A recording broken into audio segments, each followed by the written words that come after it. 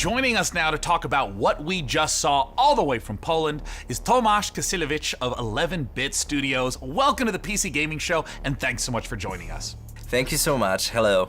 Okay, there is a lot to unpack there. We got clones, we got this huge wheel. Tell us, what did we just see? Well, first of all, these guys were not exactly the clones. We saw Jan, our main character, who's traveling with a group of the Alters, who are the alternative versions of the same person.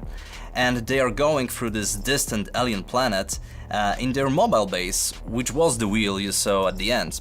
So what's the player's goal as they're progressing through the story? So you are a space builder stranded on this distant planet, and your goal is to survive and find a way back home. But the thing is, in order to do so, you need to create those alters, as each one of them have different set of skills and character traits. So these are things necessary for your survival and finding a way back home. So from the trailer, tonally this could be a horror, a thriller, a mystery. What should players expect?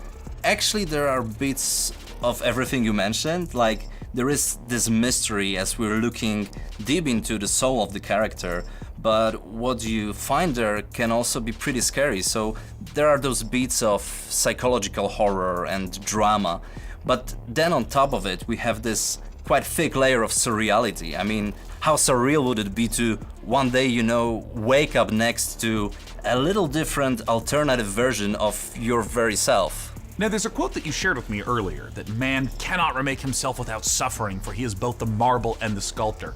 How does this quote relate to the story? So this quote, it relates directly to the main theme of our game. We as people, we are shaping ourselves every single day with every single decision that we are making.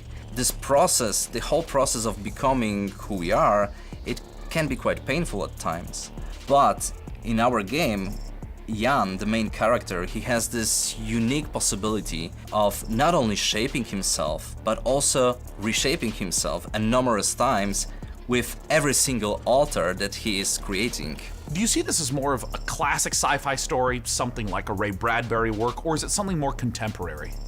Well, it is very classic sci-fi in a way that we are taking a relatable topic and we are using the sci-fi theme, we are using the sci-fi setting to look at it through the magnifying lenses.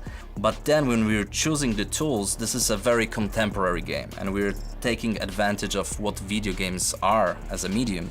So we're using tools like systematic design and nonlinearity in order to put the players in the middle of the experience and in the end allow them to create their own stories inside the game.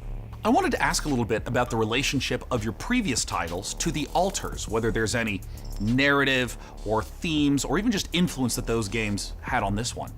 Well, the Alters is purely 100% our game, 11-Bit Studios game, and it's created in line with our meaningful entertainment philosophy.